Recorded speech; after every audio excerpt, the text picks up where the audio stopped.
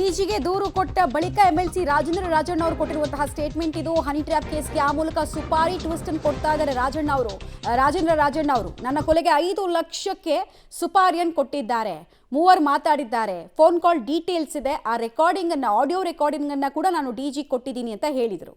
Details ಕೊಡ್ತಾರೆ. ನೇರ ಸಂಪರ್ಕದಲ್ಲಿ ಜಾಯಿನ್ ಆಗ್ತಾ ಇದ್ದಾರೆ ಮುರಳಿ. ಅಲ್ಲಿಗೆ ಇವರು ಹನಿ ಟ್ರ್ಯಾಪ್ ಯತ್ನಕ್ಕೆ ಸಂಬಂಧಪಟ್ಟಂತೆ ಕಂಪ್ಲೇಂಟ್ ಕೊಟ್ಟಿರೋದಲ್ಲ, ಕೇವಲ ಕೊಲೆ ಸುಪಾರಿಗೆ ಸಂಬಂಧಪಟ್ಟಂತೆ ಮಾತ್ರ ದೂರು ಕೊಡೋದಕ್ಕೆ ಮುಂದಾದ್ರು ಅನ್ನೋದು ಗೊತ್ತಾಗ್ತಾ ಇದೆ. ಮಮತಾ, ಪ್ರಮುಖವಾಗಿ ರಾಜಣ್ಣ ಅವರು ಈ ಹಿಂದೆ ಮಾತಾಡಿದಂಥ ಸಂದರ್ಭದಲ್ಲಿ ಒಂದು ಹೇಳಿಕೆಯನ್ನು ಕೊಟ್ಟಿದ್ರು. ನನ್ನ ಮತ್ತು ನನ್ನ ಮಗನ ಮೇಲೆ ಹನಿ ಟ್ರ್ಯಾಪ್ ಮಾಡುವಂಥ ಪ್ರಯತ್ನಗಳನ್ನು ಮಾಡ್ತಾ ಇದ್ದಾರೆ ಅಂತೇಳಿ ಒಂದು ಆರೋಪವನ್ನು ಮಾಡಿದರು. ಅದಕ್ಕೆ ಪೂರಕವಾದ ಸಾಕ್ಷ್ಯಾಧಾರಗಳು ಕೂಡ ನಮ್ಮ ಬಳಿ ಇದ್ದಾವೆ ಅನ್ನೋದ್ರ ಬಗ್ಗೆಯೂ ಕೂಡ ಒಂದು ಹೇಳಿಕೆಯನ್ನು ಕೊಟ್ಟಿದ್ರು. ಆದರೆ ರಾಜಣ್ಣ ಅವರು ಈ ಹಿಂದೆ ಕಂಪ್ಲೇಂಟನ್ನು ಕೊಟ್ಟ ಸಂದರ್ಭದಲ್ಲಿ ಯಾವುದೇ ರೀತಿಯ ಹೆಸರನ್ನು ಕೊಟ್ಟಿರಲಿಲ್ಲ, ಕೇವಲ ವ್ಯಕ್ತಿಗಳ ಫೀಚರ್ಸನ್ನು ಹೇಳಿ ದೂರನ್ನು ಕೊಟ್ಟಿದ್ರು. ಅದ್ರ ಬಗ್ಗೆ ತನಿಖೆಯನ್ನು ಮಾಡಬೇಕು, ಅಂದರೆ ಪರಿಶೀಲನೆಯನ್ನು ಮಾಡಬೇಕು ಅಂತೇಳಿ ಮನವಿಯನ್ನು ಮಾಡ್ಕೊಂಡಿದ್ರು.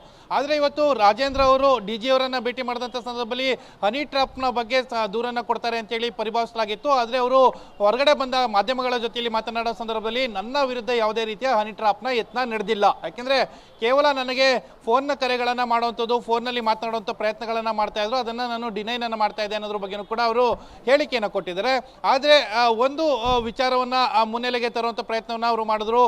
ನವೆಂಬರ್ 16ನೇ ತಾರೀಕು, ಅಂದರೆ 2024 ನವೆಂಬರ್ 16ನೇ ತಾರೀಕು ನಡೆದಂಥ ಒಂದು ಘಟನೆ ಏನಿತ್ತು, ಆ ಘಟನೆಯನ್ನು ಮುನ್ನೆಲೆಗೆ ತರುವಂಥದ್ದು ಮತ್ತು ನನ್ನ ವಿರುದ್ಧ ಒಂದು ಸುಪಾರಿಯನ್ನು ಕೊಡಲಾಗಿತ್ತು, ನನ್ನ ಹತ್ಯೆಯನ್ನು ಮಾಡಲಿಕ್ಕೆ 5 ಲಕ್ಷ ಹಣವನ್ನು ಮುಂಗಡ ಹಣವನ್ನಾಗಿ ಕೊಡಲಾಗಿತ್ತು ಅನ್ನೋದ್ರ ಬಗ್ಗೆ ಕೂಡ ಮಾಹಿತಿಯನ್ನು ನೀಡ್ತಾ ಇರುವಂಥದ್ದು. ಅಂದರೆ ಯಾರು ಆ ವ್ಯಕ್ತಿಗಳು ಏನು ಅನ್ನೋದ್ರ ಬಗ್ಗೆ ಯಾವುದೇ ರೀತಿಯ ಸ್ಪಷ್ಟನೆಗಳಿಲ್ಲ. ಜೊತೆಗೆ ಶಾಮೆಯನ್ನು ಹಾಕಲಿಕ್ಕೆ ಬಂದಂಥವರು ಈ ರೀತಿಯ ಕೃತ್ಯವನ್ನು ಮಾಡಲಿಕ್ಕೆ ಪ್ರಯತ್ನವನ್ನು ಮಾಡಿದ್ದಾರೆ ಅನ್ನೋದ್ರ ಬಗ್ಗೆ ಅವರು ಆರೋಪವನ್ನು ಮಾಡಿರುವಂಥದ್ದು.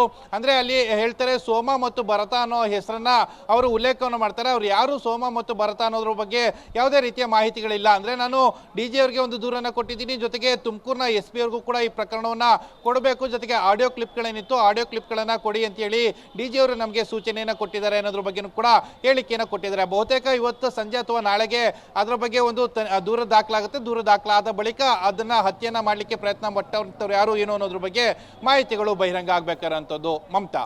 ಓಕೆ ಮುರಳಿ, ಹಾಗೆ ಸಂಪರ್ಕದಲ್ಲಿ ವಾಪಸ್ ಬರ್ತೀನಿ.